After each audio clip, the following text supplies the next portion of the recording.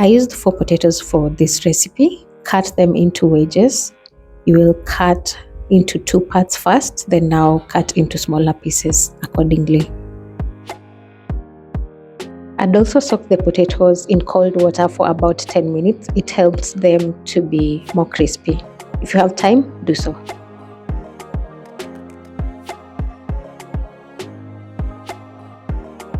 Prepare the seasoning mix with cooking oil, paprika, turmeric, and some salt to taste.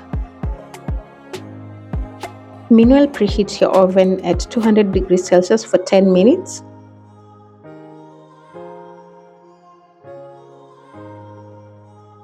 Make sure the wedges are well coated with the seasoning mix, then roast them for about 20 to 30 minutes until they are golden and crispy.